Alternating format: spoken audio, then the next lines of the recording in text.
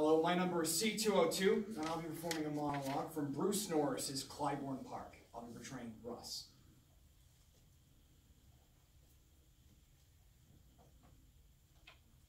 No more. I don't think it's a good idea.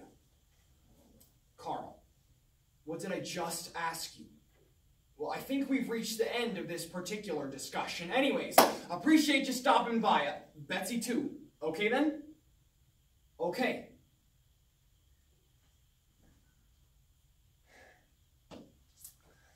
Really don't know when to quit, do you? Well, Carl, you go right ahead and do what you think is right. But I'll tell you one thing. Right now, you're going to take yourself through that door and out of this house. Man, what a son of a... What? You mean the community where every time I go for a haircut, where they all sit and stare at me like the Grim Reaper walked in the barbershop door? That community? Where every time Bev stops at Gelman's for a quart of milk, they all sit and stare at her like she's got the plague. That's the community that I'm supposed to be looking out for. Well, you go right ahead and tell them whatever you want, Carl. And while you're at it, why don't you tell them about everything the community did for my son? I mean, Murray Gelman even goes and hires a retarded kid, but my boy, sorry, no work for you, bub. Frightened of what? He was gonna snap.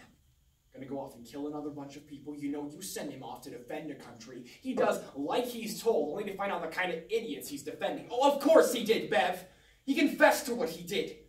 Sit around all day with your head in the sand. It doesn't change the facts of what he did. What do you think happens in a war? They told him to secure the territory, not go knocking on doors, asking permission. And if he was man enough to admit what he did, maybe you ought to have the decency to do the same thing.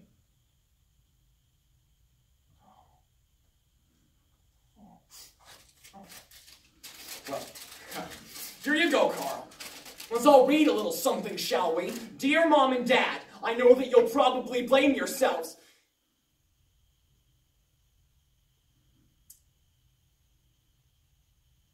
Dear Mom and Dad, I know that you'll probably blame yourselves for what I've done. So here's what I'll do for you, Carl. I'll make you 10 copies of this. You can hand them out at Rotary, or better yet, put it in the newsletter. Rotary News. Kid comes back from Korea, goes upstairs, and wraps an extension cord around his neck. You talk that over at your lunch buffet next week. You be my guest, Carl. You go right ahead and tell those people whatever you want, because I tell you what, I don't care if 100 Ubangi tribesmen with a bone through their nose overrun this place, because I am through with every one of you. You hear me? Every single one.